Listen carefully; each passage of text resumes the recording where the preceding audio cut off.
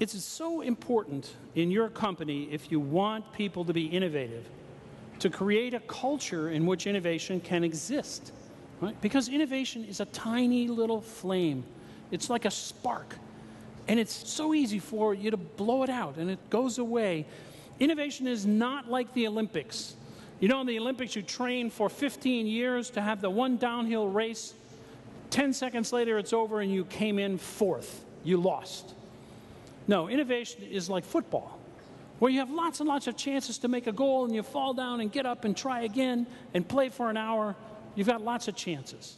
Want to get real value from your next meeting? To have your attendees leave talking about how they're going to improve their company? Terry Jones, Master of Innovation, founder of Travelocity.com, chairman of KAYAK.com, venture capitalist and consultant, can show your audience what they need to know now for success in this complex digital world and give them the keys to innovation.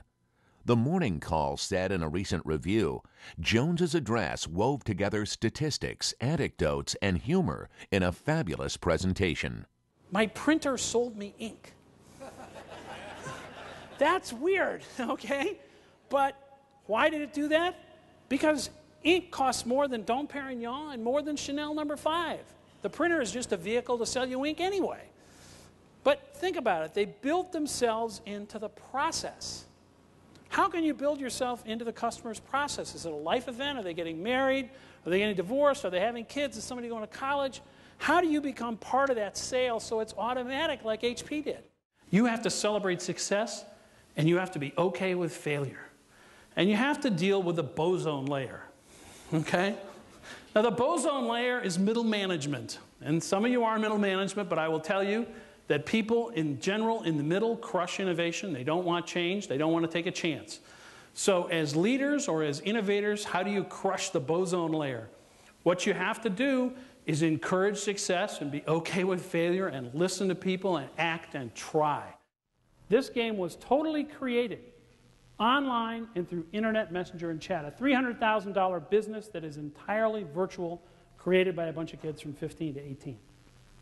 Now, I don't know about you, but as a former CEO and CIO, that is a different world than the one I grew up in. But they are totally comfortable in that world. And if you're going to succeed in the future and deal with them, you are going to have to be as well. Technology to you is whatever didn't exist when you were born. So a computer is technology to my 90-year-old dad. A Nintendo is technology to me. I can't thumb it correctly, right? But we have this whole generation of screenagers who were born at the keyboard, right? 80% of teenagers use the internet a startling 21 hours a week. 98% of college kids have purchased online versus just 50% of the rest of us, which is probably why Yellow Pages sales are projected down 40% in the next 4 years. I spoke at 2 of the last 5 Yellow Pages conventions, and last year when I was there, I just wanted to stand up and say, ladies and gentlemen, you're toast. But they paid me a lot of money, so I took about an hour to say that. But they are toast, okay? And you're not going to catch these kids with newspapers. The average age of newspaper readers in the U.S. is 54. But 73% of these kids are online every day.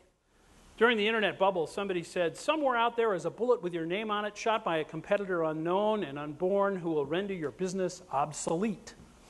Well, a great Harvard quote, I don't think it really happened, but if you change one word to business model obsolete, then I do think it happened, right? Here's the traditional marketplace, bookstore, record store, Yellow Pages, encyclopedia, replaced by the world of selection and price, Amazon, Netflix, Encarta. Now being replaced by the world of speed and convenience, an ebook, YouTube, Craigslist, Wikipedia. If you're Britannica, how you like to compete against free, right? And guess what? All these are user-generated. People are creating these businesses, which is short-circuiting lots of traditional ones. So if you're going to stay in a traditional world and not deal with this new marketplace, this better be your slogan. I've got something you can't Google, right? Because if they can Google it, then you're in a different world. We're standing on the shores of the infinite. And our attitude makes all the difference in the world. Do you want the best of times or the worst of times? You know, which one are you going to open up and read? A lot of people say the internet, the digital world is marginalizing their business. It's keeping them all in like this. The way to avoid being marginalized is to draw your own margins. It's to take the data you get from this conference and go home and change something. Make a difference. Recently, I went to the Galapagos Islands. The best vacation I ever had. As a travel agent, I highly recommend it. And that's where Darwin, of course, did the research for his great work, where he wrote about survival of the fittest. And I always thought survival of the fittest was about the lion. It was about the biggest, baddest guy in the jungle. That is not what he said. He said it is not the strongest of the species that survives, nor the most intelligent, but the ones most responsive to change. The ones most responsive to change. I hope I've given you a few thoughts about change today, and I thank you very much. Terry can show your group what lies ahead in business and will give them practical steps to help them deal with change. Join us now for a few excerpts from some of Terry's recent programs.